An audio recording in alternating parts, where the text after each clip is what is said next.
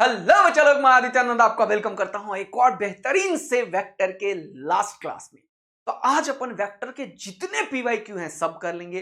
जो छोटे मोटी चीज मैंने बोला था मुझे एक चीज कवर करना है वो भी कर लेंगे और मजेदार सा कंपटीशन देंगे वेक्टर के ऊपर। आप इंडिया की किसी भी ऑनलाइन या ऑफलाइन टीचर जो पढ़ाता है उसके कंटेंट से जाके कंपेयर कर लीजिए पहले। ये मैं क्यों बोल दिया एकदम से, मैंने एक बच्चे का मैसेज देखा। सर, आपने बताया है कि आप वो पढ़ा रहे हो जो लोग 20 घंटे में पढ़ाते हैं, तो कुछ कम तो नहीं कर दोगे?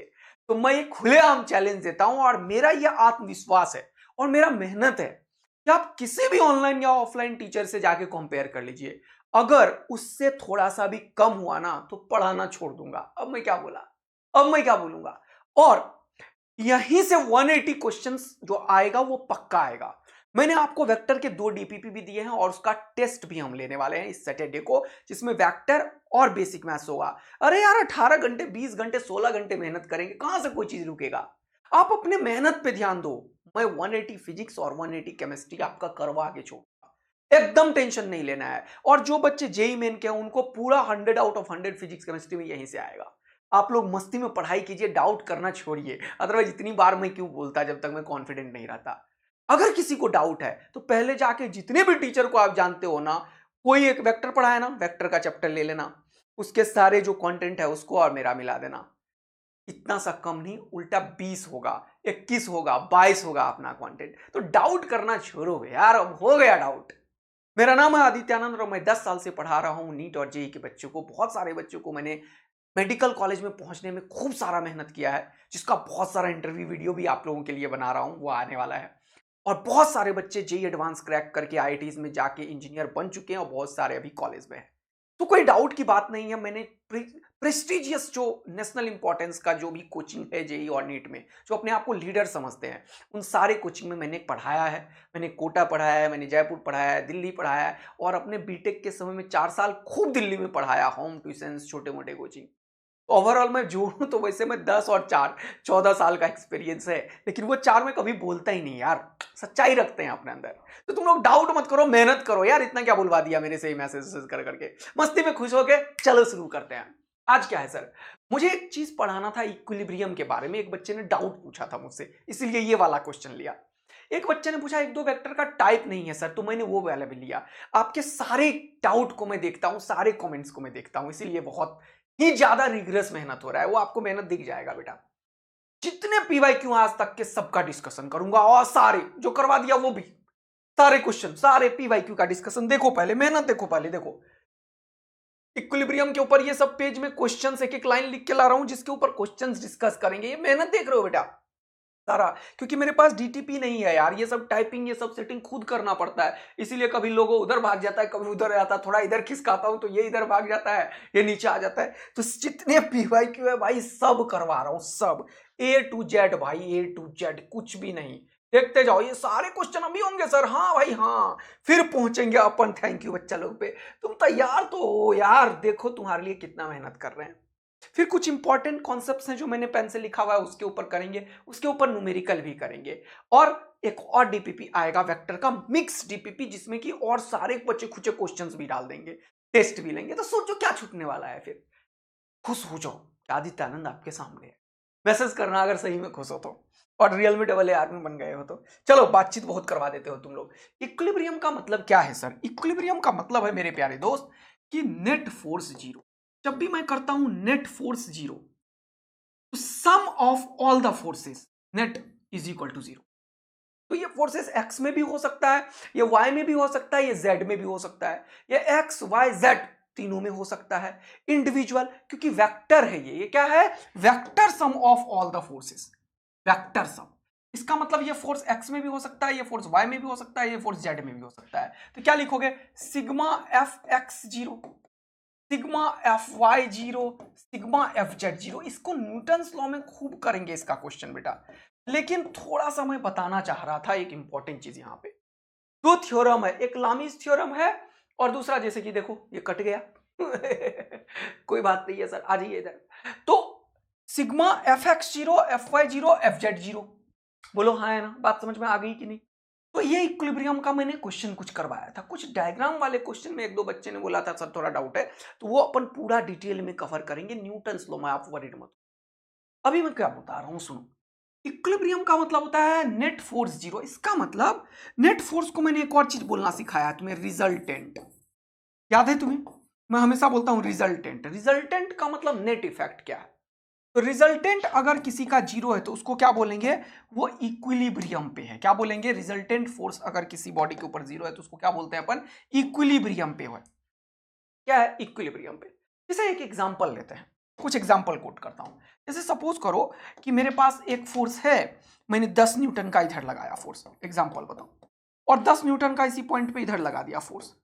बताओ तो रिजल्टेंट कितना है, बताओ तो रिजल्टेंट कितना है। आए भाई साहब, तुम खींचे इधर, तेरी वाली इधर, दोनों ने 10-10। तो भैया मैं तो मस्ती में रहूंगा, लेकिन मेरे बॉडी में स्ट्रेन स्ट्रेस सब आने लगेगा। चेंज इन लेंथ, पढ़ी यूनिट लेंथ की बॉडी थोड़ा इलास्टिक तो है ही ना यार, खींचोगे तो ये मसल्स ऐसे से दब रहा है ना, थोड़ा सा खिंचा जाएगा, हड्डी नहीं खिंचाएगा, मसल्स खिंचाएगा। समझ गए कि नहीं? तो डेल्टा एल बाय एल भी हो जाएगा, तो स्ट्रेस स्ट्रेन पैदा होने लगेगा वहां पे। लेकिन नेट फोर्स मैं बोलूंगा जीरो है सर। देखो एक बड़ा इंपॉर्टेंट कॉन्सेप्ट है, यानी कि दो इक्वल फोर्सेस जब अपोजिट डायरेक्शन में लगता है तो नेट फोर्स को जीरो करता है। Take another example. सपोज करो कि मैंने बोला कि भाई एक फोर्स इधर की तरफ है। तुमने बोला कितना फोर्स है बताओ सर, मैंने बोला 10 न्यूटन का है। तुमने बोला भाई एक फोर्स इधर की तरफ है, मैंने बोला कितने का है बता बेटा, तुमने बोला 10 न्यूटन का है सर। तो मैंने बोला एक फोर्स इधर की तरफ है, तुमने बोला कितने का है सर, मैंने बोला 10 न्यूटन का। अब ये तीन फोर्सेस हैं, तीनों जब एक ही प्लेन में हो इसको बोलते हैं को प्लेनर फोर्सेस।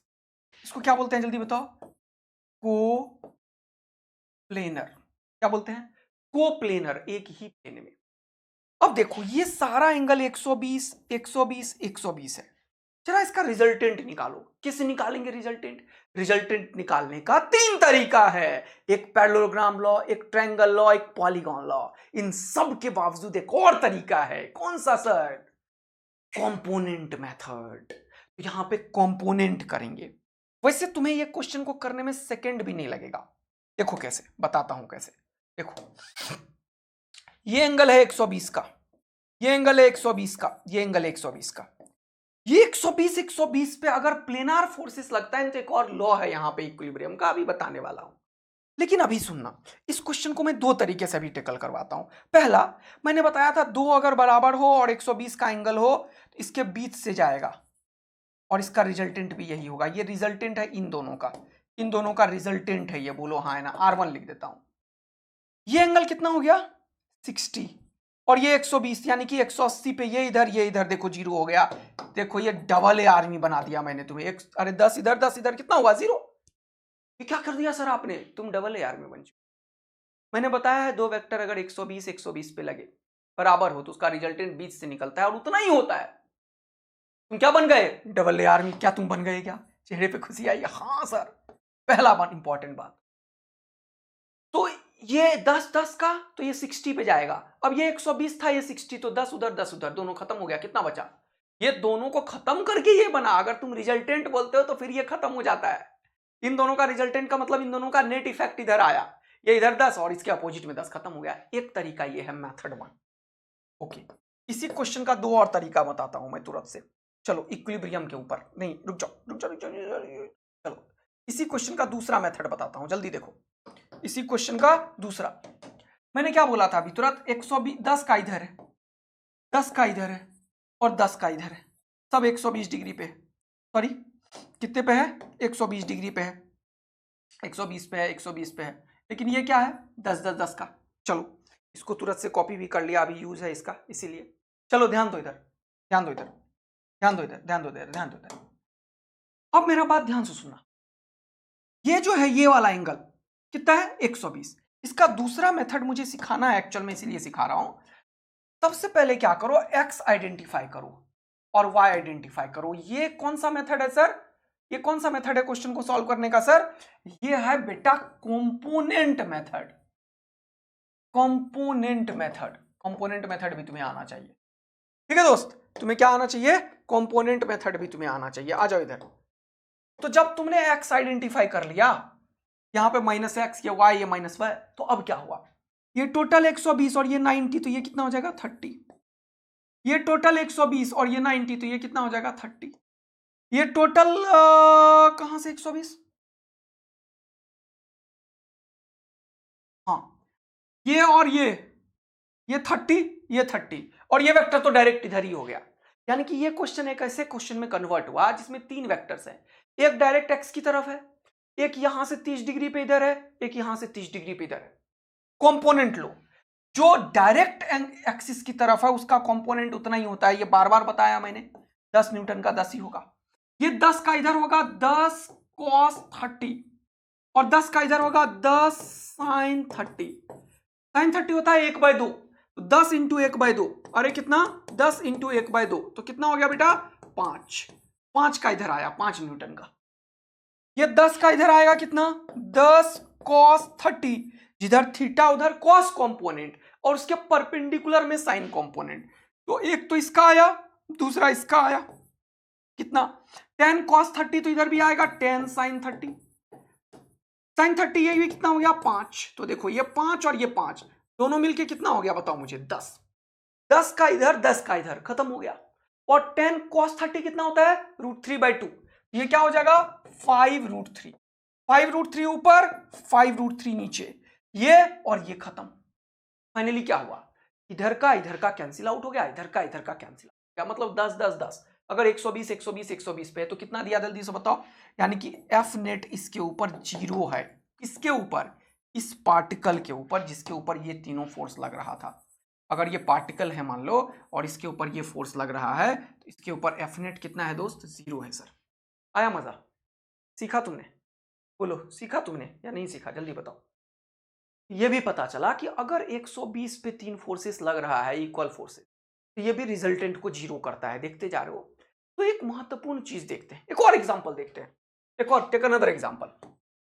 और हाँ एग्जांपल, सपोज करो 4 वेक्टर है मेरे पास, सपोज करो 4 है, एक इधर है ओके, एक इधर है ओके, कलर चेंज करना चाहिए कर सकते हो ओके, एक इधर है ओके, एक इधर है ओके।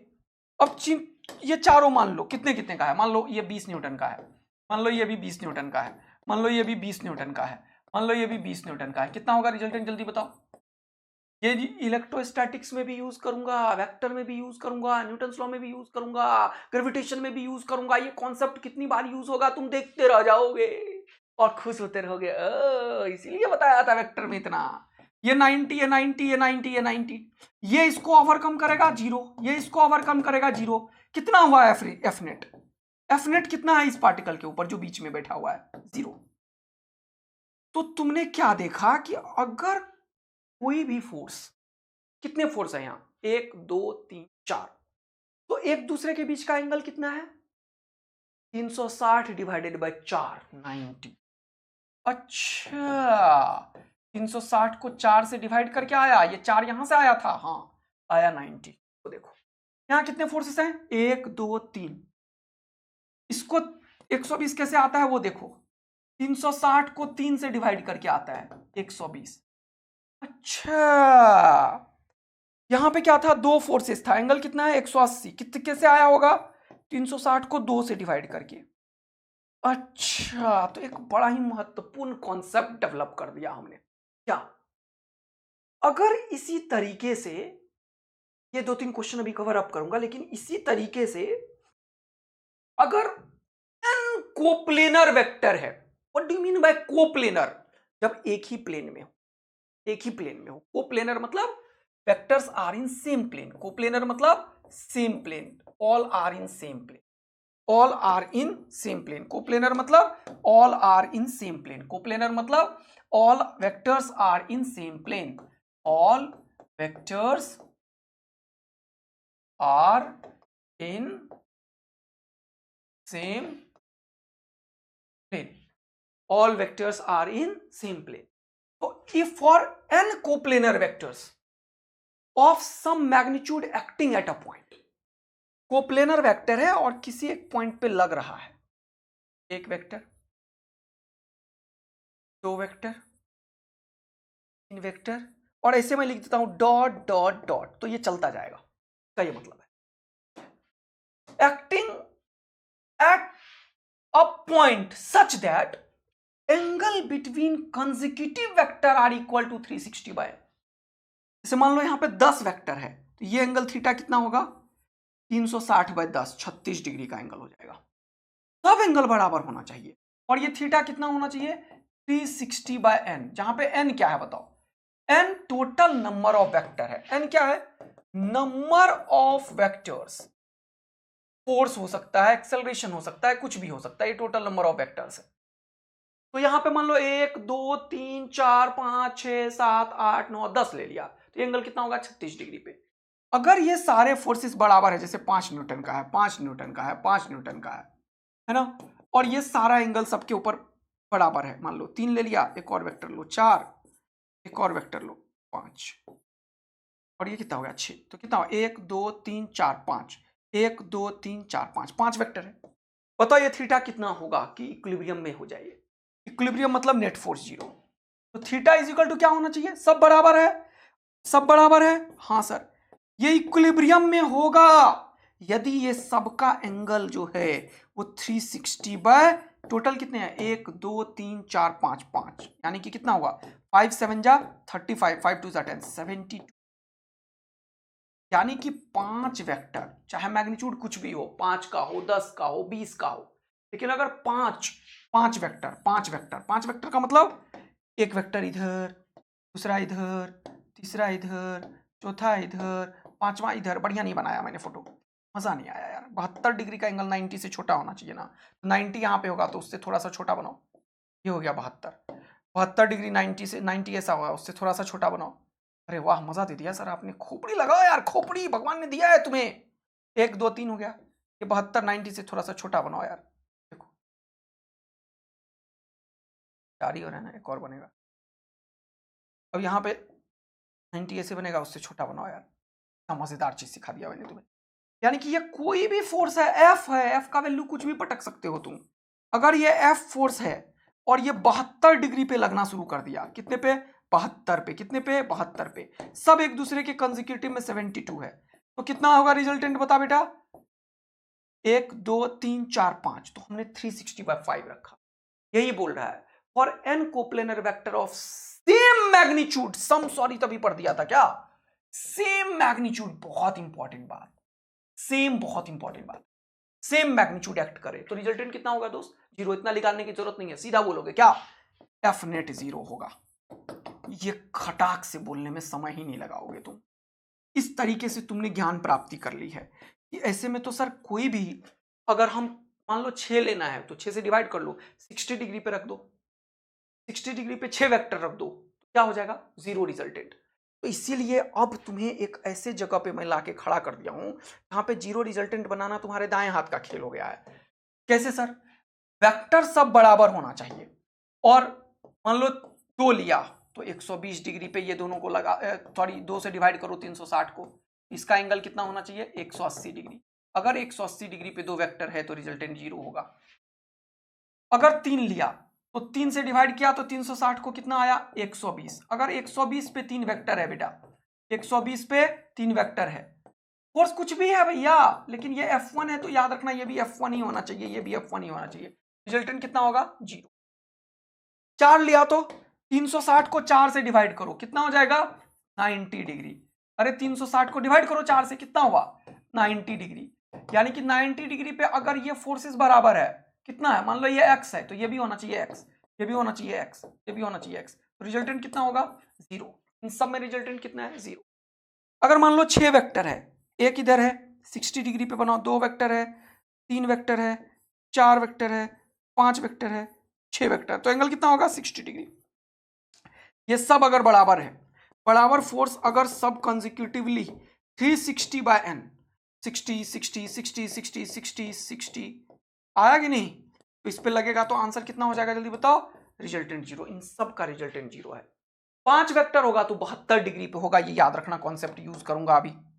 1 2 3 4 5, ये बराबर है, याद रखना, ये फोटो थोड़ा सा बड़ा बनाओ, तो ये कितना होगा 72 डिग्री। तो ये क्या हो जाएगा, सब बराबर फोर्सेस है टोटल कितने हैं 5 5 फोर्सेस हैं, तो क्या हो जाएगा 72 डिग्री पे एक दूसरे के कंसेक्यूटिव होना चाहिए। तो इन सारे में क्या हो गया, नेट रिजल्टेंट अगर कोई पॉइंट है ये वाला तो जीरो होगा, ये वाला पॉइंट है तो जीरो होगा, इस वाले पॉइंट पे नेट रिजल्टेंट जीरो होगा, इस वाले पॉइंट पे नेट रिजल्टेंट फोर्स जीरो होगा, इस वाले पे नेट रिजल्टेंट फोर्स होगा। यानी कि in all the cases resultant जो है वो क्या है, जीरो है। यानी कि एक महत्वपूर्ण कॉन्सेप्ट जो ऊपर पढ़ाया था उसको समझा दिया मैं।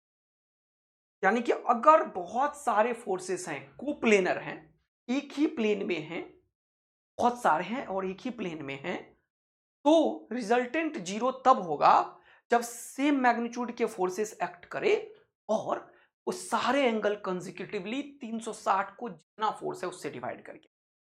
तो ज्ञान की प्राप्ति हुई यहां से, देखो तगड़ा। मैं अगर तुमसे एक क्वेश्चन पूछूं, ये वाला क्वेश्चन पूछूं, इक्विलिब्रियम का मतलब जीरो रिजल्टेंट अभी सिखाया मैंने, बोला minimum number of two non zero vectors, non zero vector मतलब जीरो नहीं है वो, required to make zero resultant, zero resultant बनाना है और मिनिमम नंबर ऑफ वेक्टर बताओ, तो क्या बोलोगे, दो वेक्टर होना चाहिए और दोनों इक्वल वेक्टर होना चाहिए, दो वेक्टर होना चाहिए और दोनों इक्वल वेक्टर होना चाहिए। तो टू इक्वल वेक्टर के पास ये ताकत है करने का। तो क्या बताया, टू इक्वल वेक्टर, तो ये सबसे कम नंबर है ये। दो इक्वल वेक्टर कैसे एक्ट करे, 180 डिग्री पे एक्ट करे, तो एक वेक्टर इधर एक वेक्टर इधर, तो इसका रिजल्टेंट कितना हो जाएगा जीरो, ये दोनों बराबर फोर्स। तो ये बोला minimum number of two non zero vector required to make zero resultant is two, two equal magnitude का वेक्टर हो, इक्वल मैग्नीट्यूड लिखो, मैग्नीट्यूड, क्योंकि इक्वल वेक्टर का मतलब होता है डायरेक्शन भी अलग, डायरेक्शन भी सेम। तो टू इक्वल मैग्नीट्यूड का वेक्टर 180 डिग्री पे एक्ट करे मतलब अपोजिट, मैग्नीट्यूड में सेम डायरेक्शन में अपोजिट, तो क्या होगा रिजल्टेंट जीरो हो जाएगा। बहुत शानदार, मजा आया सर। अगला देखो, अगर मैं पूछूं एक और बढ़िया चीज पूछूं, जल्दी से आ जाओ, बढ़िया चीज पूछूं जल्दी से आ जाओ, minimum number of non zero unequal vector, पर वेक्टर अनइक्वल है, बराबर नहीं है, required to make resultant zero is are, 1 2 3, तो दो होगा तो बराबर होना चाहिए, इक्वल मैग्नीट्यूड, लेकिन मैंने लिखा अनइक्वल वेक्टर, अनइक्वल वेक्टर का मतलब मैग्नीट्यूड भी अलग हो सकता है, डायरेक्शन भी अलग हो सकता है, तो कितने चाहिए, तो देखो इसके लिए बड़ा ही तगड़ा चीज मैं बता देता हूं, इसके लिए 3 वेक्टर सफिशियंट है, कोई 3 वेक्टर सफिशियंट है इस चीज को करने के लिए, कोई 3 वेक्टर अगर लग रहा हो, कोई भी 3 वेक्टर अगर लग रहा हो किसी पॉइंट पे, तो वो टोटल इक्विलिब्रियम को कर सकता है बॉडी के ऊपर। तो एक इसके लिए बहुत इंपॉर्टेंट बात क्या है सर, इसके लिए बहुत इंपॉर्टेंट बात क्या है कि 3 वेक्टर्स कैसे होने चाहिए, 3 वेक्टर्स कैसे होने चाहिए वो बताओ, 3 वेक्टर्स सेम प्लेन में होने चाहिए, सेम प्लेन में होने चाहिए। अब इसके लिए क्या कंडीशन होगा, अब ये सेट करना पड़ेगा कि मान लो कोई भी एक वेक्टर है, सुनना ध्यान से, बड़ा इंपॉर्टेंट बात, सुनना ध्यान से, बड़ा इंपॉर्टेंट बात, एक वेक्टर इधर है, हाँ सर, अब सुनना एकदम बहुत महत्वपूर्ण बात बोल रहा हूं मैं, एक वेक्टर इधर है, हाँ सर बहुत महत्वपूर्ण बात बोल रहे हो आप, एक वेक्टर इधर है मान लो, देखो 3 वेक्टर मैंने मान लिया है, सुनना, मान लो ये जो वेक्टर है ये यहां से 30 डिग्री का एंगल बना के बैठा है, और ये जो वेक्टर है ये भी 30 डिग्री का बना के बैठा हुआ है, समझ आ रहा है, कोई दिक्कत तो नहीं हो रहा है तुम लोगों को, पक्का। मान लो ये कोई भी एक वेक्टर है, कोई भी एक वेक्टर है इधर की तरफ, मान लो ये 20 न्यूटन का है, सुनना ध्यान से, सुनना ध्यान से, बहुत इंपॉर्टेंट बात है, तो 20 न्यूटन का है तो 20 कॉस 60 इधर आ जाएगा, ये 20 हुआ, 20 कॉस, जल्दी बताओ, 20 कॉस 60 इधर आ जाएगा, ये दोनों कैंसिल हो जाएगा और इसका ये दोनों कंपोनेंट कैंसिल हो जाएगा यदि मैं 20 दिया। ये मैं अभी एग्जांपल लिया था तुम्हारे लिए कि तीनों अगर इक्वल वेक्टर लगे, लेकिन इसने क्या बोला, इसने क्या बोला, non zero unequal vector, unequal vector दो तरीके से होता है, एक तो इसका मैग्नीट्यूड अलग हो, मैग्नीट्यूड डिफरेंट हो, और दूसरा इसका डायरेक्शन भी डिफरेंट, डायरेक्शन या फिर बोथ, या फिर बोथ, अगर कोई वेक्टर का मैग्नीट्यूड अलग है, डायरेक्शन अलग है, तो उसको क्या बोलेंगे हम? अनइक्वल वेक्टर है ये तीनों। ये तो बड़ा अच्छे से मैंने समझा दिया कि ये 20 का है, ये 20 का है और ये 20 का है, तो इसका कंपोनेंट कैंसिल आउट हो जाएगा और इसका कंपोनेंट दोनों मिलके कैंसिल आउट हो जाएगा, ये हो जाएगा रिजल्टिंग जीरो। ये मैं अभी बताया था, इसके लिए कोई डाउट नहीं है कि तीन कोप्लेनर वेक्टर हो और जीरो हो जाए, लेकिन इसमें ये नहीं आया, ये आया है, देखो यहां से आया है। अगर कोई वेक्टर का डायरेक्शन अलग है तो भी वो अलग वेक्टर होता है, वो सेम वेक्टर नहीं होता। तो तुम ऐसा नहीं बोलोगे कि ये वेक्टर और ये वेक्टर सेम है, नहीं, अलग है। अब यहां पे देखो, ये जो चीज मैंने लिखा है ना यहां पे, इसमें वेक्टर साइन लिख दिया था क्या कहीं? तो ये मैंने गलत लिख दिया है, ये मैंने गलत लिख दिया है। अभी ये वेक्टर F1 नहीं है, ये वेक्टर साइन नहीं दे सकता मैं। क्यों? क्योंकि वेक्टर देने से ये गलत हो जाएगा, क्योंकि ये अभी सिर्फ मैग्नीट्यूड वाइज सेम है, ये वेक्टर अलग है, ये तीनों अलग अलग वेक्टर, इनका मैग्नीट्यूड सेम है, डायरेक्शन अलग है, मतलब वेक्टर अलग है। यहां पे मैं एक्स वेक्टर नहीं लिख सकता हूं, देखो सुनो इधर, एक्स वेक्टर मैं नहीं लिख सकता, अदरवाइज ये गलत हो जाएगा अगर वेक्टर लिख दिया तो। क्यों? क्योंकि ये एक अलग अलग वेक्टर है, नीचे जाने वाला वेक्टर ऊपर जाने वाला वेक्टर के बराबर नहीं हो सकता है। तो मैग्नीट्यूड सेम हो और सबके एक दूसरे से जो एंगल बने वो 360/n हो, तो क्या होगा? Resultant zero. मैग्नीट्यूड सेम हो, डायरेक्शन अलग है, वेक्टर अलग हो गया, वेक्टर अलग हो गया, ये दोनों वेक्टर बराबर हुआ ही नहीं, तो मैं लिख ही नहीं सकता। दोनों वेक्टर बराबर हुआ ही नहीं, तो मैं ये लिख ही नहीं सकता, ये लिख ही नहीं सकता, ये लिख ही नहीं सकता, ये लिख ही नहीं सकता, ये लिख ही नहीं सकता। आ रहा है बात समझ में? ये मैं नहीं लिख सकता। मैग्नीट्यूड सेम होगा और एंगल होगा तो मैं लिख सकता हूं, बोलो कोई दिक्कत नहीं है। और कहीं पे वेक्टर बनाया था क्या मैंने? नहीं सर। अब ये पूरा का पूरा सही हो चुका है, कोई वेक्टर नहीं है, मैग्नीट्यूड सेम है और डायरेक्शन अपोजिट है। तो ये अगर मैं बोलूं क्या ये इक्वल वेक्टर्स है? नो। क्या ये इक्वल वेक्टर है? नो। इनका मैग्नीट्यूड इक्वल है बट डायरेक्शन अलग है, इसीलिए ये अनइक्वल वेक्टर्स ही है। लेकिन अब तुम्हारे मन में एक क्यूरियोसिटी जग रही होगी कि सर अगर मैं मैग्नीट्यूड को अलग करके करूं तो भी संभव है क्या? तो आंसर है यस। तो भी मिनिमम नंबर ऑफ वेक्टर मैं निकाल सकता हूं जो किसी एक पर्टिकुलर एंगल पे सेट करूं, जिससे कि, सुनना ध्यान से, जिससे कि इसका कंपोनेंट और इन दोनों का कंपोनेंट ऊपर वाला एक दूसरे को कैंसिल आउट कर दे, और इसका कंपोनेंट जो लेफ्ट वाला होगा और राइट वाला होगा वो एक दूसरे को कैंसिल आउट कर दे। मतलब ऐसी संभावनाएं हैं कि तीन अनइक्वल वेक्टर, मान लो ये F1, I don't know the angle right now, F2, I don't know the angle right now, it may be like this, no, it may be like this, कैसे भी हो सकता है। ये तीनों अलग अलग की बात कर रहा हूं मैं, टेंशन मत लो अभी तुम। ये तीनों डिफरेंट वेक्टर हुए, ये तीनों अलग अलग वेक्टर हुए, बिल्कुल अलग अलग, हाँ बिल्कुल अलग अलग वेक्टर। अच्छा, और फिर भी रिजल्टेंट जीरो पैदा कर सकता है? हाँ। चलो एक एग्जांपल तुम्हारे लिए बना ही देता हूं, नहीं तो तुम बार बार सोचते ही रह जाओगे। चलो एक एग्जांपल सेट करते हैं अपन। देखो जैसे कि मान लो एक वेक्टर डायरेक्ट इधर आ गया, एक वेक्टर इधर आ गया, देख रहे हो? कोई परेशानी तो नहीं हो रहा है तुम लोगों को? नहीं सर, आपके रहते क्यों परेशानी हो सकता है? एक वेक्टर इधर है मान लो, ठीक है, ये एंगल जो है वो 30 डिग्री है। अब सुनना, देखो कैसे कैसे सेट करेंगे अपन। अगर मैंने यहां पे लिख दिया 10, तो ये वाला वेक्टर कितना होगा? 10 cos 30। 10 cos 30 कितना होगा जल्दी बताओ? √3/2, 5√3। मान लो ये वाला वेक्टर 5√3 न्यूटन का है, ये वाला वेक्टर 2.5 का न्यूटन का है। इनके बीच का एंगल 90 डिग्री है और इनके बीच का एंगल 9 3 12 120 डिग्री का है। देखते चलो, अब इसका रिजल्टेंट देखो जीरो आएगा, देखो कैसे। ये 10 का ये वाला कंपोनेंट होगा 10 cos 30, cos 30 होता है √3/2, तो 10 √3/2 कितना हो गया? 5√3। 5√3 नीचे और 5√3 ऊपर, देखो कैंसिल आउट हो गया। और 10 का ये वाला कंपोनेंट कितना आएगा वो बताओ? 10, इसको 5 कर लो, 5 कर लो, 5 न्यूटन। 10 sin 30, sin 30 1/2, तो कितना हो गया? 5। देखो क्या ये सब अनइक्वल वेक्टर्स थे? एक 5 का था, एक 5√3 का था, एक 10 न्यूटन का था। क्या इनके बीच का एंगल में उल्टा सीधा था? हाँ, एक दूसरे के बीच का 90 डिग्री एंगल था, इसके बीच का एंगल 120 डिग्री था, लेकिन फिर भी ये रिजल्टेंट कितना पैदा कर रहा है? जीरो कर रहा है सर। यानी कि मैग्नीट्यूड में भी डिफरेंट, डायरेक्शन में भी डिफरेंट। तीन वेक्टर मैंने लिया, 5 न्यूटन का, 5√3 का, 10 का, और फिर भी देखो ये 10 cos 30 और 10 sin 30, 10 sin 30 5 और 5 कैंसिल आउट हो गया, दोनों कैंसिल आउट। यहां पे 5√3 ऊपर और 5√3 नीचे, कैंसिल आउट। तो नेट रिजल्टेंट इसके ऊपर कितना है, 0। देखो अब तुम्हें और बढ़िया तरीके से समझा दिया मैंने, यही चीज है, भगवान ने तुम्हें दिया है खोपड़ी। देखो थोड़ा सा सोचा मैंने और मैंने सेट कर दिया, ऐसे ही समझना है तुम्हें। तो minimum number of non zero unequal vectors required to make resultant 0 कितना हो जाएगा, वो सर 3 वेक्टर्स होंगे और सेम प्लेन में होगा। मस्ती।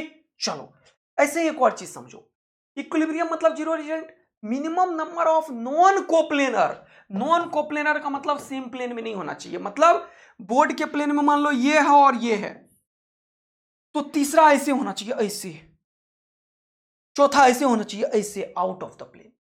तो बोल रहा है minimum number of non coplanar vector required to make resultant 0 is, इसके लिए 4 वेक्टर की आवश्यकता है। कितने वेक्टर की आवश्यकता है, 4।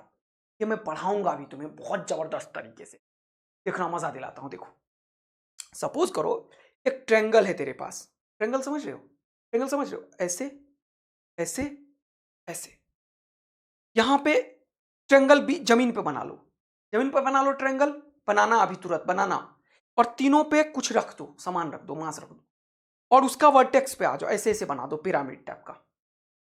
इस पॉइंट पे क्या सारे का सम 0 हो सकता है, हो सकता है। ये एक फोर्स ऐसे लगाएगा, ये एक फोर्स ऐसे लगाएगा, ये एक फोर्स ऐसे लगाएगा, इन दोनों का कंपोनेंट इसके अपोजिट होगा, इनका ये वाला कंपोनेंट इधर कैंसिल आउट कर देगा। सुनो फिर से सुनो, एक ट्रायंगल जमीन पे बना लेना, ये सब 3D में है, विजुअलाइजेशन है थोड़ा सा, इसलिए मजा दिला रहा हूं, इलेक्ट्रोस्टैटिक्स में बहुत यूज करता हूं मैं। एक ट्रायंगल जमीन पे बना लो, जमीन पे बना के एक और ट्रायंगल यहां बनाओ, एक और ट्रायंगल यहां बनाओ, एक और ट्रायंगल यहां, पिरामिड बन जाएगा ये ट्रायंगुलर। बोलो सही बोल रहा हूं मैं, प्रिज्म बनेगा या पिरामिड बनेगा, प्रिज्म बनेगा, ट्रायंगुलर प्रिज्म बनेगा। ऐसे देखो, प्रिज्म देखो लैब में ऐसा ही होता है। यहां पे 3 चीज है, एक फोर्स ये लगाया मान लो ऐसे, दूसरा फोर्स ऐसे लगाया, और तीसरा फोर्स ऐसे लगाया, ये तीनों कभी भी रिजल्टेंट 0 नहीं कर पाएगा, क्योंकि ऐसे जो लगा इसका रिजल्टेंट इधर ही आ जाएगा, और ऐसे जो लगा उसका ये वाला कैंसिल आउट हो जाएगा, लेकिन जो ऊपर आया उसे कैंसिल आउट करने वाला एक और चाहिए।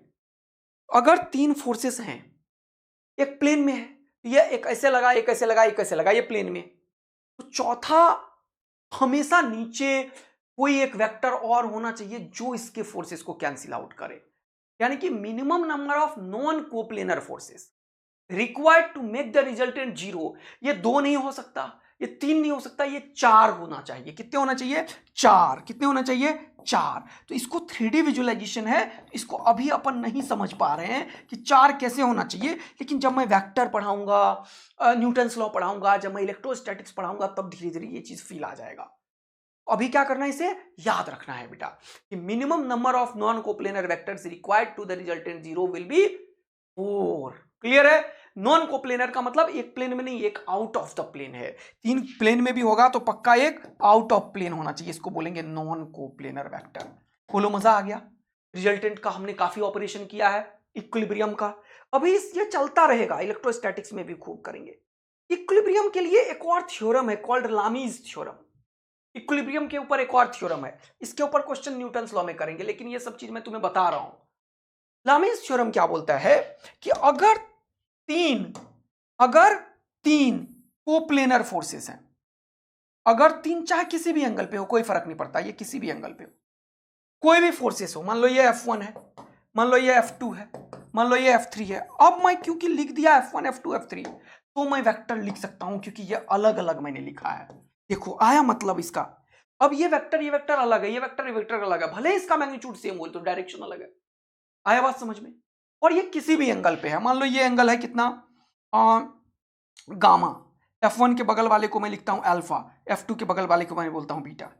तो लामीज नाम का साइंटिस्ट ने बताया, मैथमेटिशियन था ये, इसने बताया कि अगर किसी पॉइंट को इक्विलिब्रियम पे रखना है, अगर किसी पॉइंट को इक्विलिब्रियम पे रखना है, तो 3 फोर्स से ये काम किया जा सकता है। लेकिन वो तीनों फोर्स कैसे होने चाहिए, कोप्लेनर होने चाहिए, मतलब एक ही प्लेन में होना, और इनके बीच कोई भी एंगल पे भी रख सकते हो, कोई दिक्कत नहीं है, लेकिन एक कंडीशन सेटिस्फाइड होना चाहिए। क्या कि ये F1 और इसके अपोजिट वाला एंगल, अपोजिट वाला एंगल का मतलब क्या कि ये जो बगल बगल में बना रहा है उसको छोड़ के, इससे जो एंगल बन रहा है उसको छोड़ दो, उसके बाहर वाला एंगल, इसको अपोजिट एंगल बोलेंगे। F1 का मैग्नीट्यूड डिवाइडेड बाय ये अपोजिट वाले एंगल का साइन अल्फा। ये F2 जो बना रहा है इसके साथ उसको छोड़ के उसके सामने वाला, तो ये इसके साथ बनाएगा और इसके साथ बनाएगा, इसको इन दोनों को छोड़ दो, इसके बगल वाला F2 बाय साइन बीटा, अच्छा, इज इक्वल टू ये F3 एक इसके साथ बनाएगा और एक इसके साथ बनाएगा, देखो इन दोनों को छोड़ के इसके सामने वाला अपोजिट वाला गामा, ये हमेशा बराबर होता है यदि ये रिजल्टेंट में हो तो। यदि ये रिजल्टेंट में हो तो मतलब ये क्या बोलने की कोशिश कर रहा है, जरा समझने की कोशिश करते हैं कि अगर तीन कोप्लेनर फोर्सेस हैं और ये कंफर्म है कि रिजल्टेंट 0 है, तो पक्का वो तीनों फोर्सेस ऐसे होगा कि ये फोर्स इसके अपोजिट वाले एंगल का साइन का, ये फोर्स इसके अपोजिट वाले एंगल का साइन का, ये फोर्स इसके अपोजिट वाले एंगल का साइन का रेशियो बराबर होता है। अब ये ना वेक्टर में रेयर यूज होता है, नीट में रेयर यूज होता है, लेकिन अपन इस ये क्वेश्चन करेंगे कहां पे करेंगे sir? Newton's law of motion में। मैं बताऊंगा, देखो मैं ये लामीज लगा रहा हूं तो तुम्हारे खोपड़ी में तुरंत से स्पार्क होनी चाहिए। सर ने बताया था तीन कोप्लेनर फोर्सेस यदि रिजल्टेंट 0 करता है तो फोर्स और उसके अपोजिट का एंगल का साइन, फोर्स एंड उसके अपोजिट के एंगल का साइन, फोर्स एंड उसके अपोजिट के एंगल का साइन का रेशियो कांस्टेंट होता है। इससे अपन क्या करेंगे? दो इक्वेशन बनाएंगे, इन दोनों से दो इक्वेशन बनाएंगे, कोई भी दो से दो इक्वेशन, और इन दोनों से दो इक्वेशन, इसमें से कुछ भी पता हो तुरंत से निकल जाएगा दो वेक्टर का सम, कोई भी अननोन निकल जाता है इससे, कोई दो पता हो तो तीसरा निकल जाएगा। बात समझ में आया? तो इस तरीके से अपन तीनों को यूज कर सकते हैं या दो को यूज कर सकते हैं या इसको यूज कर सकते हैं, जो मन करे वो यूज कर सकते हैं। तो कोई अननोन फोर्सेस निकालने के लिए इसका यूज होता है या अननोन एंगल निकालने के लिए यूज हो सकता है। तो लामीज क्या बोलता है? Three coplanar forces acts at any angle doesn't matter but makes the resultant 0। ये अगर बोल रहा है थ्री कोप्लेनर फोर्सेस हैं और रिजल्टेंट 0 कंफर्म कर दिया है, तब ये पक्का का पक्का होना ही होना है, इसके बिना ये नहीं हो सकता। अगर ये हुआ है तो ये पक्का होगा, याद रखोगे। इसके ऊपर न्यूमेरिकल कहां पे करेंगे सर? न्यूटन्स लॉ में। लेकिन वेक्टर में कहीं तुम्हें दिख जाएगा, तुम परेशान ना हो, इसलिए सारी चीज अपन कवर करेंगे। तो इक्विलिब्रियम का अपन ने कर दिया है पूरा तरीके से ऑपरेशन। अब मैं तुम्हें होमवर्क देता हूं, होमवर्क क्वेश्चन है ये, इसको चेक करके देखना। ये अल्फा एंगल अगर 120 है तो ये बीटा और गामा कितना होगा, ये निकाल के बताना। या फिर मुझे मान लो ये एंगल नहीं पता है, इसका दूसरा टाइप, अगर ये तीनों एंगल 120 120 120 है तो मुझे ये बताना F3 कितना होगा। अगर ये जो सिस्टम है वो इक्विलिब्रियम पे है, ये मैंने बोल दिया कि तीन फोर्सेस है, तीनों कोप्लेनर है और सिस्टम इक्विलिब्रियम में है, मैंने बोल दिया सिस्टम इज इन इक्विलिब्रियम। तो तुम तुरंत से बोलोगे सर अगर सिस्टम इक्विलिब्रियम पे है तो आपने अभी तुरंत बताया है क्या? ये फोर्स और इसका अपोजिट का साइन और ये फोर्स इसके अपोजिट का साइन बराबर होगा। तो तुम तुरंत बोलोगे ये F3 divided by sine 120 is equal to, ये हो जाएगा 10 डिवाइडेड बाय साइन 120। देखो करने की भी जरूरत नहीं होगी, साइन 120 खत्म। साइन 120 का वैल्यू बताओ जल्दी से। साइन 90 प्लस 30 कहां पे जाएगा? सेकेंड क्वाड्रेंट में। कितना होगा? cos 30। cos 30 कितना होता है? √3/2। तो साइन 120 का वैल्यू कितना होगा? √3/2। कितने लोगों को ये आ गया जल्दी से बताना। तो कितने लोग AA आर्मी बन चुके हो जल्दी से कमेंट करके बता दो फटाफट से। सर ये हम AA आर्मी बन चुके हैं, क्योंकि AA आर्मी बनने के लिए सब चीज पुराना याद होना चाहिए भाई लोग। तो साइन 120 का वैल्यू कितना हो जाएगा सर? Sign 90 plus 30। तो ये क्या हो जाएगा? 90 में चेंज होता है तो ये साइन हो जाएगा cos 30। लेकिन साइन सेकेंड क्वाड्रेंट में है, वो पॉजिटिव ही खुलता है, तो cos 30 पॉजिटिव ही खुला। और ये आंसर कितना cos 30 का वैल्यू आपने बताया सर √3/2। ये √3/2 कैंसिल आउट हो जाएगा। देखो F3 अपने आप बता दिया, कितना? F3 अपने आप बता दिया 10 न्यूटन। ये तरीका है, अपन समझ सकते हैं क्वेश्चन। अब होमवर्क पुराना वाला करना, एंगल निकालना फोर्सेस लेके। ओके समझ आया? चलो अगला क्वेश्चन देखते हैं। अब इक्विलिब्रियम को देते हैं थोड़ा सा शांति और कुछ और चीज पढ़ेंगे, लेकिन इससे पहले PYQ शुरू करते हैं। ओके सर बहुत बढ़िया, लेकिन उससे पहले एक बड़ा इंपॉर्टेंट कॉन्सेप्ट, इसके ऊपर 2 दिन से मैं न्यूमेरिकल ला रहा था लेकिन करा नहीं पा रहा था क्योंकि ये बताया नहीं था। वेक्टर का यूज हम एरिया ऑफ ट्रायंगल निकालने के भी करते हैं। जैसे सपोज करो कोई एक ट्रायंगल है, मान लो ये एक ट्रायंगल बना दिया मैंने, ऐसा एक वेक्टर है।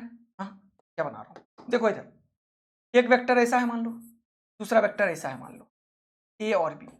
और ट्रायंगल कैसे भी बना, ऐसे भी बन सकता है ट्रायंगल, ऐसे भी बन सकता है। लेकिन अगर ये दोनों एडजेसेंट पता हो मुझे, ए और बी दो साइड हमें पता हो, लाइट चली गया है टेंशन मत लो, रिकॉर्डिंग चल रहा है, थोड़ी देर में लाइट आ जाएगा तो थोड़ा सा अंधेरा जो हो रहा है वो भी ठीक हो जाएगा, एकदम वरीड मत हो, ठीक है। पॉपो की आवाज आ रही है लेकिन मैंने सेट किया है, रिकॉर्डिंग चलता रहेगा। इधर आ जाओ। तो ए और बी दोस्त, ये ए और बी, तो एरिया ऑफ ट्रायंगल क्या होगा बेटा, एरिया ऑफ ट्रायंगल क्या होगा, ये होता है हाफ, ध्यान रखना, हाफ और ए और बी का क्रॉस, हाफ और ए और बी का क्रॉस, हाफ और ए और बी का क्रॉस। बोलो मजा आया, याद रखना है क्रॉस प्रोडक्ट का ये एप्लीकेशन है बेटा। हाफ ए क्रॉस बी कर देंगे तो ये क्या देगा, एरिया ऑफ ट्रायंगल, क्या देगा, एरिया ऑफ ट्रायंगल। तो अभी किसी भी ट्रायंगल का एरिया बोलूं, और ये इसको बोलते हैं जनरली एडजेसेंट साइड, ये जहां पे एक ही पॉइंट पे दो वेक्टर है, तो ये यही पता होना चाहिए, ध्यान रखना। एरिया ऑफ पैरेललोग्राम दो तरीके से समझेंगे। यदि two adjacent sides are given, इसको बोलते हैं एडजेसेंट साइड्स। मान लो ये ए और ये बी वेक्टर दिया हुआ है, इससे अपन एक पैरेललोग्राम बना लेते हैं। देखो एक पैरेललोग्राम बना लिया पैरेललोग्राम। इसका एरिया क्या होगा, एरिया ऑफ पैरेललोग्राम हो जाएगा कितना, ए क्रॉस बी। ये मैग्नीट्यूड वाइज है, अगर वेक्टर वाइज बोलेगा तो मैग्नीट्यूड हटा देना, अगर वेक्टर से पूछेगा तो मैग्नीट्यूड हटा देना, कोई परेशानी नहीं इसमें, नहीं सर। अब यहां पे देखो जल्दी से फटाफट से, if diagonals of the parallelogram are given, जैसे ये मैंने एक पैरेललोग्राम बनाया, सपोज करो ये मैंने क्या बनाया, एक पैरेललोग्राम, और इसका डायगोनल पता है, ये होता है मेन डायगोनल, बोलो हाँ है ना, एक डायगोनल ये, एक डायगोनल ये पी क्यू एक डायगोनल है, आर एस दूसरा डायगोनल है, ये डायगोनल है। तो एरिया ऑफ पैरेललोग्राम जो होगा वो क्या होगा, half magnitude of A cross B, sorry d1 d2 लिख देता हूं, डायगोनल है ना, इसको लिख देता हूं d1 और इसको लिखता हूं d2। ए क्रॉस बी करने से तुम शायद कंफ्यूज हो जाओ, इसीलिए A cross B area of parallelogram है अगर एडजेसेंट साइड्स गिवन है, और एरिया ऑफ पैरेललोग्राम यदि डायगोनल गिवन है तो क्या करोगे, d1 d2, d1 cross d2। ये सारे क्रॉस प्रोडक्ट का एप्लीकेशन है दोस्त, बोलो मस्ती में सारा समझ गए। Area of triangle half A cross B, area of parallelogram A cross B, और एरिया ऑफ पैरेललोग्राम अगर डायगोनल गिवन है तो हाफ d1 d2। इससे डायरेक्ट क्वेश्चन आएगा बेटा टेस्ट में, जो टेस्ट लेने वाला हूं सैटरडे को, ध्यान रखना, एपीवीज में भी आएगा। चलिए अब सर स्टार्ट करते हैं पूरा पीवाईक्यू दमादम तरीके से।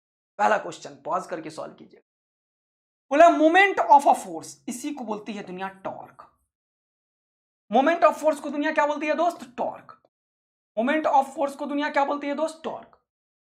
Moment of force F is equal to 4I 5J 6K at 2 0 -3 about a point 2 -2 2। About a point का मतलब होता है ये पॉइंट O पता है कितना, देखो 2, -2, -2, और ये फोर्स कहां पे लग रहा है, इस पॉइंट पे लग रहा है, तो फोर्स को लगाओ इस पॉइंट पे। देखो ये फोर्स है जिसका वैल्यू दिया हुआ है, रहने दो, और ये पॉइंट का कोऑर्डिनेट दिया हुआ है 2, 0, -3। जब भी ऐसे कुछ है और पूछे मोमेंट ऑफ अ फोर्स, इसका मतलब पूछा टॉर्क, तो टॉर्क क्या होता है, अभी सिखाया है, टॉर्क होता है R क्रॉस F मेरे दोस्त। अब मुझे R चाहिए, R ये वेक्टर है, याद करो वो दिन जब डिस्प्लेसमेंट वेक्टर पढ़ाया था, मैंने खुद पढ़ाया है। जब भी R वेक्टर निकालो तो ये final vector minus initial vector करो, हमेशा ये R वेक्टर क्या होता है, ये R final minus R initial, याद रखना। हेड टू टेल लिखा था, याद है, तो हेड किधर है इसका, इधर, टेल किधर है इसका, इसमें से इसको घटाओ। तो जब भी कभी ऐसे लिखा हो तो इसको मैं लिखने के लिए सिखाया था 2I कैप, ये 0J कैप लिखना चाहते हो तो लिख लो, और ये -3K कैप। अच्छा सर ये हो गया माइनस, और यहां पे क्या लिखोगे 2I कैप, अच्छा ये -2J कैप, अच्छा ये -2K कैप, अच्छा बहुत शानदार। तो ये R वेक्टर कितना हो गया बताओ मुझे, ये 2I और ये -2I दोनों निपट गया, देख लो निपट गया भैया, ये 0J और ये माइनस माइनस प्लस, तो ये हो गया 2j, ये -3k और माइनस माइनस प्लस 2k, तो -3k में से +2k गया तो कितना होगा -k। बोल बेटा मजा आया, बोल बेटा मजा आया। तो 2j -k हो गया r, और टॉर्क क्या होता है r क्रॉस f। देखो इसमें वेक्टर ही है तो मुझे वेक्टर ही निकालना पड़ेगा, तो हमें क्या लिखना पड़ेगा, देखो i j k, याद आया, इसका साइन माइनस और इन दोनों का साइन प्लस प्लस, याद आया।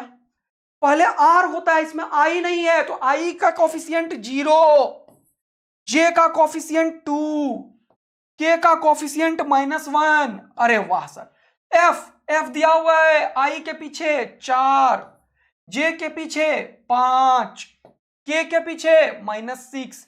ये क्वेश्चन नीट में आता है।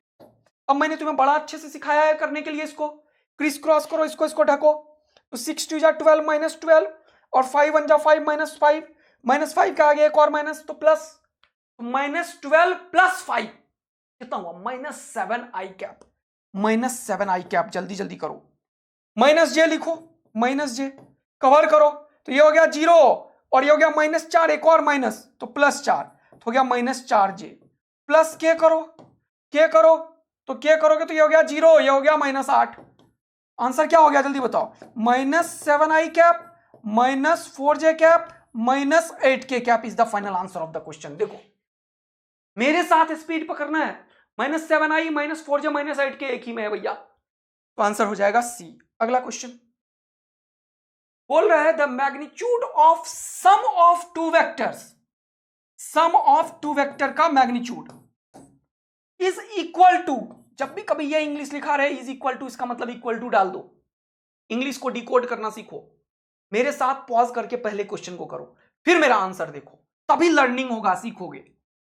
Equal to the magnitude of difference of two vector, difference of two vector का मैग्नीट्यूड बोला, then angle between the vectors is. तो कभी भी अगर ऐसा आया तो मैंने बोला है अपने मन से स्क्वायर करो, तुमने डबल आर्मी बनाया, क्या तुम डबल आर्मी सही में बन रहे हो? जरूर बताओ सर, ये सब चीज हमें पूरा याद हो गया है, प्लस माइनस वाला होता है तो मैग्नीट्यूड का स्क्वायर करना होता है ताकि रूट खत्म हो जाए। अगर ए और बी के बीच का एंगल मान लो थीटा है, मान लो ए वेक्टर और बी वेक्टर के बीच का एंगल थीटा है, तो इसको क्या लिखेंगे अपन, a square plus b square plus 2ab cos theta का रूट और स्क्वायर खत्म। यहां पे क्या लिखोगे, a square plus b square minus 2ab cos theta, root और स्क्वायर खत्म, इसीलिए स्क्वायर करते हैं यहीं पे।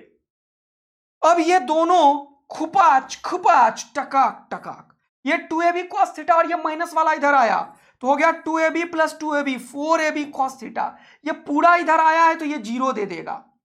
अब इसका मतलब cos थीटा का वैल्यू 0/4ab हो गया 0।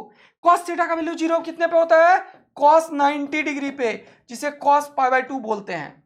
तो थीटा का वैल्यू कितना हो गया 90 डिग्री या फिर π/2 तुम इसे लिख सकते हो। बोलो मजा आया क्या?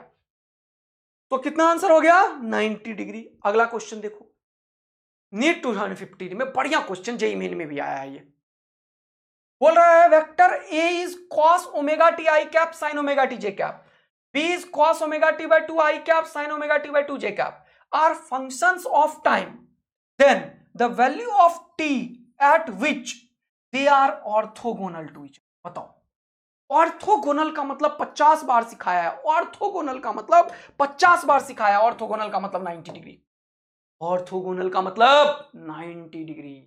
अगर ये और बी 90 डिग्री है तो vector A dot vector B कितना होगा 0, हो गया क्वेश्चन खत्म। तो आई आई के साथ जाएगा, जे जे के साथ जाएगा, ये हो जाएगा cos omega T by 2, cos omega T by 2, cos A cos B plus plus plus sine omega T, j j के साथ जाएगा साइन ओमेगा टी बाई 2, यानी कि डॉट प्रोडक्ट 0 है, ये डॉट किया तभी मैं आई को आई के साथ किया, जे को जे के साथ किया। cos A cos B plus sine A sine B, formula याद है cos a minus B trigonometry का, cos a माइनस बी, जिसको याद नहीं होगा वो गाल पे 2 थप्पड़ लगा लो अभी तुरंत। और ये 0 है, इसका मतलब ये कितने पे होगा, अभी तुरंत सिखाया cos π/2 पे होगा। ट्रिगोनोमेट्री में सिखाया है cos A cos B sign A sine B, क्या होता है cos a माइनस बी। मेरे दोस्त क्या होगा जल्दी बताओ, क्या होगा जल्दी बताओ। 2 omega t minus omega t, ये कितना हो गया? Omega T by 2। Cos omega T by 2 is equal to cos pi by 2। Cos cos cancel out, ये क्या हो गया? Omega T by 2 is equal to pi by 2। खबाच खबाच, टी का वैल्यू क्या हो गया? Pi by omega. यानी कि पाई बाय ओमेगा वाले टाइम पे ये कितना हो जाएगा? ऑर्थोगोनल होगा या परपेंडिकुलर होगा या फिर नॉर्मल टू ईच अदर होगा। तो आंसर क्या होगा? पाई बाय ओमेगा। अगला देखो, ये क्वेश्चन अभी क्लास में कल के डेट में कराया था, बी क्रॉस सी आंसर होगा। ये ऑलरेडी डन है, already done last class, last to last या लास्ट क्लास, चेक कर लेना। ओके दोस्त, पक्का? चलिए अगला, ये भी ऑलरेडी डन, चेक कीजिए। ऑलरेडी डन कब? जब पॉलीगॉन पढ़ाया था। जैसे मुझे याद है ना कि मैंने कब ये क्वेश्चन कराया था, वैसे ही तुम्हें याद होना चाहिए सर ने कौन कौन से क्वेश्चन कब कराया, किस कॉन्सेप्ट के कराया, और जो मैं पढ़ा दिया वो तुम्हें याद हो जाए ना बेटा, तो दुनिया की कोई ताकत नहीं, कोई ताकत तुम्हें सिलेक्शन से रोक ही नहीं सकती है। दुनिया में कोई जन्म ही नहीं लिया जो तुम्हारा सिलेक्शन। अभी जानते हो, एक बच्चे का मेरे को कल आज सुबह ना मैसेज आ रहा था कि सर मैं क्या करूं, कैसे करूं, मैं परेशान हो रहा हूं, मेरे से थोड़े से क्वेश्चंस कम हो रहे हैं, ये हो रहा है। मैंने पता है क्या बोला? सिर्फ मेहनत कर, सब कुछ संभव है। अरे यार, मैं 10 साल पहले केमिस्ट्री पढ़ा था और मैं अभी पढ़ना शुरू कर दिया हूँ केमिस्ट्री 5-7-10 दिन से, तुम लोगों को पता है। केमिस्ट्री में भैया ऐसा कुछ भी नहीं है। इंडिया के जो बेस्ट फैकल्टी है उससे बेस्ट कंटेंट केमिस्ट्री का दूंगा, फिर से खुलेआम चैलेंज कर रहा हूं, क्योंकि मैंने सारे पीवाईक्यू लगाना शुरू कर दिया। 5-7 बुक पढ़ के तुम्हारे लिए एकदम एक्यूरेट चीज बनाया है, जिसके बियॉन्ड कुछ आ ही नहीं सकता। तुम्हें सिर्फ एनसीईआरटी पढ़वाऊंगा, लेकिन मैं 10 बुक पढ़ रहा हूं ताकि तुम्हें कुछ भी जरूरत ना पड़े। जब यार मैं मेहनत करके 10 साल पहले जो चीज पढ़ा था उसे इतना पढ़ रहा हूं और तुम्हारे लिए इतना परफेक्शन लेवल तक पहुंचने की कोशिश कर रहा हूं, जिससे मैं ये गारंटी दे पाऊं कि इंडिया के किसी भी ऑनलाइन या ऑफलाइन से बेस्ट केमिस्ट्री का कंटेंट दूंगा। तुम क्यों नहीं कर सकते हो यार? तुम क्यों नहीं कर सकते हो? और कोई रिसोर्सेस की जरूरत नहीं है तुम्हें जीवन में, तुम खुद अपने आप में भंडार हो। ईश्वर का ये दिया हुआ दिमाग सबसे बड़ा है तुम्हारे लिए। बिल्कुल मत सोचो कि दुनिया की कोई ताकत तुम्हें रोके। बेटा, मैं तो हमेशा अपना ही एग्जाम्पल ले लेता हूँ यार। मैं गांव में जब था, मैं कभी ट्यूशन नहीं पढ़ा। जब दिल्ली आया, पिताजी चले गए, मम्मी को जॉब करना पड़ गया, फिर मम्मी गांव चली गई, फिर मैं अकेला रह गया। मैं कैसे कैसे, मुझे 1-2 लोग मिले दिल्ली में, फिर मैं ट्यूशन्स पढ़ाया। मैं हमेशा तुम्हें बोलता हूँ, खूब सारे ट्यूशन्स पढ़ाए, फिर मैं पढ़ना स्टार्ट किया। के बीच में अपने भाई को भी इंजीनियर बनाया। यार, जब मैं गांव से उठ के आके इतना रिगरस मेहनत करके फिर से पढ़ाई स्टार्ट करके इंजीनियर बन सकता हूँ, तुम्हारे लिए फिजिक्स पढ़ा के पूरा का पूरा फिर केमिस्ट्री में बेस्ट कंटेंट देने की गारंटी दे सकता हूँ। यार, तुझे खाना मिल रहा है, पीना मिल रहा है, किताब मिल रहा है, मेरे जैसा एकदम खून जलाने वाला टीचर मिल रहा है, क्या तुम सिलेक्शन नहीं ले सकते? जब मैं तुम्हें बोल रहा हूं कि तुम्हारा सिलेक्शन हो के रहेगा यार। फिजिक्स केमिस्ट्री में 360 दे दिया, तुमको जो पढ़ा रहा हूं बस वो कर लो। क्या तुम नहीं कर सकते? कितने लोगों को लग रहा है नहीं कर सकते, बताओ यार तुम। और अगर लग रहा है नहीं कर सकते हो तो लिख के बताओ कि सर, आज के बाद से कभी जीवन में कितनी भी कठिनाई आएगी, कितना भी संकट होगा जीवन में, हम ये नहीं सोचेंगे कि हम ये नहीं कर सकते। तुम क्या कर सकते हो तुम्हें पता नहीं है। You can do anything, you don't know what you can do. करना शुरू करो, अपने आप एनर्जी आता है। वो जो शाहरुख खान का डायलॉग है ना यार, सारी कायनात तुम्हारे मदद करने के लिए लग जाती है, ये एकदम ट्रूथ। तुम अपना 100% पे करो यार, सब कुछ मिलेगा जीवन में। समझे बेटा? तो आप जान लगाइए, हम लोग मिडिल क्लास फैमिली को भगवान ने बनाई है फोड़ने के लिए। आप फोड़ोगे, मुझे आप पे विश्वास है। अगला देखेंगे। तो इस तरीके से जान लगाना है सारे क्वेश्चंस का पीवाईक्यू। समझ रहे हो कि नहीं? ये जो करवाया जाके देखना है। ये क्वेश्चन भी कल ही करवाया था। जब भी कभी ऐसा हो तो हमेशा ए क्रॉस बी को लिखो, A B sine theta. N cap का मैग्नीट्यूड है तो एन कैप का मैग्नीट्यूड 1 होता है, इसीलिए नहीं लिखा। ए क्रॉस बी को लिखो, ए डॉट बी को ए बी कॉस थीटा। मैंने बताया था कि मैं बार बार ये मैग्नीट्यूड ऐसे ऐसे नहीं लिखूंगा, ऐसे ही लिखूंगा। और कल ही कराया था कि खुपाच खुपाच टकाक टकाक sine theta by cos theta हो गया टेन थीटा। टेन थीटा का वैल्यू √3 कितने पे होता है? 1060 पे। थीटा कितना हो गया? 60 डिग्री। देखो मजा आ रहा है ना? बोलो फिर से देखो, बोल रहा है angle between vector A and B such that A plus B is equal to A minus B. ये क्वेश्चन देखो 2001 में आया, 96 आया, 91 में आया, अभी भी आया, और अभी पीछे करवाया था ना। इन दोनों का स्क्वायर कर दो, फिर ये A square B square 2ab, A square B square minus 2ab, फिर क्या हो गया था 4ab cos theta is equal to 0, और ये कितना से आया था theta is equal to 90 degree. अभी तुरंत सॉल्व किया था, बोलो अभी तुरंत सॉल्व किया था ना यार ऊपर। अरे यार जाते हो तुम लोग। ये रहा, ये रहा, ये रहा ए प्लस बी का और ए माइनस बी का मैग्नीट्यूड। उस बार लिख दिया मैथमेटिक्स, इस बार इंग्लिश लिख दिया था। हाँ सही बात है सर, क्वेश्चन तो फोड़ रहे हैं अपन, बोलो हाँ है ना। अगला देखो, बोल रहा है vector this is perpendicular to vector this. अब यहां पे आंखों में चमक होनी चाहिए, नीट वाला यहां पे आई नहीं लिखा, आई यहां पे लिखा है। आई आई के साथ जाएगा याद रखना, और जे जे के साथ जाएगा यार। तो जब तुम परपेंडिकुलर है, इसको मान लो एक्स और इसको मान लो वाई, तो according to question it is perpendicular, यानी कि इन दोनों का डॉट प्रोडक्ट कितना होगा जल्दी बताओ। एक्स डॉट वाई वेक्टर कितना होगा जल्दी बताओ, 0। तो आई आई के साथ जाएगा तो -4 × 2 -8। गलती मत करना, ये गलती पक्का करोगे तुम। और जे के पीछे 3 और 4, तो ये कितना हो गया 12, और के 8 और ये, तो ये कितना हो गया +8 alpha is equal to 0। 8 alpha किसके बराबर हो गया, ये हो गया 4, उधर गया तो हो गया -4। अल्फा कितना हो गया -4/8, कितना हो गया -1/2। खूब टकाक, आंसर क्या हो गया -1/2। देखते जा रहे हो, पढ़ रहे हो पूरा। चलो अगला देखो, बोल रहा है if the angle between vector A and B is theta. ये दो वेक्टर है ए एंड बी, थीटा है, तो बोल रहा है क्या B क्रॉस ए। जब तुम B क्रॉस ए करोगे तो क्या होगा, B क्रॉस ए एक ऐसा वेक्टर आएगा जो अंदर की तरफ है, एक ऐसा वेक्टर आएगा जो क्रॉस में होगा, याद आया। अब एक ऐसा वेक्टर जो अंदर है, पूरा अंदर है, और ये रहा ए। बता तो एंगल कितना है इनके बीच का, 90 डिग्री।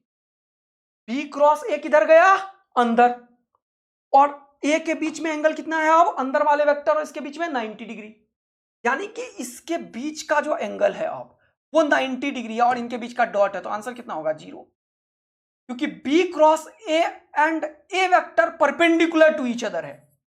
B क्रॉस ए एक वेक्टर है which is perpendicular to A, बहुत इंपॉर्टेंट बात है, यानी कि इनका जो डॉट होगा, ए के साथ जो डॉट होगा B वेक्टर क्रॉस ए वेक्टर का, वो कितना होगा 0। ये B क्रॉस ए वेक्टर जो है वो परपेंडिकुलर B पे भी होगा। ये ज्ञान याद रखना, ज्ञान याद रखना, बहुत इंपॉर्टेंट। डबल ए आर्मी बना रहा हूं, इधर देखो, डबल ए आर्मी बना रहा हूं, इधर देखो, डबल ए आर्मी बना रहा हूं। B क्रॉस ए या A क्रॉस B हमेशा आउट ऑफ द प्लेन होगा या इनसाइड द प्लेन होगा। वो A पे भी परपेंडिकुलर होगा और B पे भी परपेंडिकुलर होगा, यानी कि एंगल 90 डिग्री होगा। तो B क्रॉस ए या फिर A क्रॉस B भी लिख सकता है, और A क्रॉस B भी लिख सकता है। ये दोनों वेक्टर जो है ए पे भी परपेंडिकुलर है, बी पे भी, यानी कि इनका जो डॉट होगा बी क्रॉस ए का ए के साथ, जान के मैंने इसको इधर लिखा क्योंकि डॉट में इसको इधर लिखो, इसको इधर लिखो, कोई फर्क नहीं पड़ता। A dot B, B dot A बराबर होता है, बताया हूं अभी तुरंत में, इसलिए आज थोड़ा स्पीड पकड़ रहे हैं। तो ये क्या हो जाएगा, ये भी 0 होगा। इवन एक तगड़ा कॉन्सेप्ट ये बोलता है कि इन दोनों का रिजल्टेंट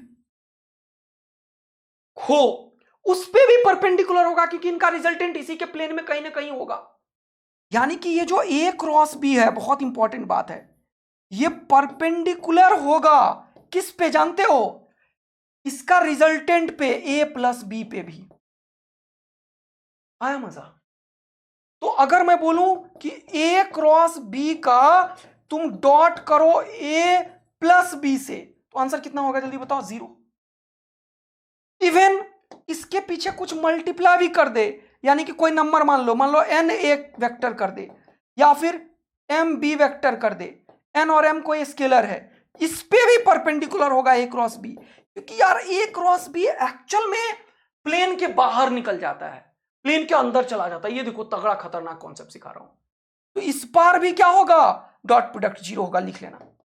आया जबरदस्त कॉन्सेप्ट सिखाया मैंने तुम्हें। डॉट प्रोडक्ट क्या होगा, बोलो मस्ती भरा गेम है जीवन का, ले ले मजा। तो बच्चों अब सारे के सारे क्वेश्चन हम है नायाब सीरीज जहां पे इंडिया के हर एक बच्चे को फिजिक्स और केमिस्ट्री के लिए अब सिलेक्शन नहीं रुके, और ऐसा कंटेंट जो आप खूब सारा पैसे देके पढ़ते हो या नहीं मिल सकता है आपको, वो कंटेंट अपन दे रहे हैं, वो प्रैक्टिस दे रहे हैं, वो टेस्ट सीरीज दे रहे हैं, सब फ्री में। आप बस पढ़ने के लिए तैयार हो, जान लगा, देखो धमाका मचा रहे हैं। सारे पीवाईक्यू का कवरेज है इसमें, तो कुछ पीवाईक्यू आपके लिए होमवर्क भी है दोस्त, करना तो पड़ेगा। तो कुछ पीवाईक्यू में HW लिख रहा हूं, छोटे छोटे ही हैं, कर पाएंगे आप, जरूर इसको प्रयास कीजिएगा। इसमें कोई क्वेश्चन अगर नहीं हो तो मुझे कमेंट करके बताइएगा। जैसे पूछ रहा which of the following is not a vector quantity, speed vector quantity नहीं है, वेलोसिटी भी वेक्टर है, टॉर्क भी वेक्टर है, डिस्प्लेसमेंट भी वेक्टर है। तो ये क्वेश्चन में क्या ही डाउट आएगा तेरे को बता। जैसे ये बोल रहा है, देखो बोला फाइंड द टॉर्क, तो अभी सिखाया आर पहले लिखो एफ, आर क्रॉस एफ निकाल दो, टॉर्क निकाल दो।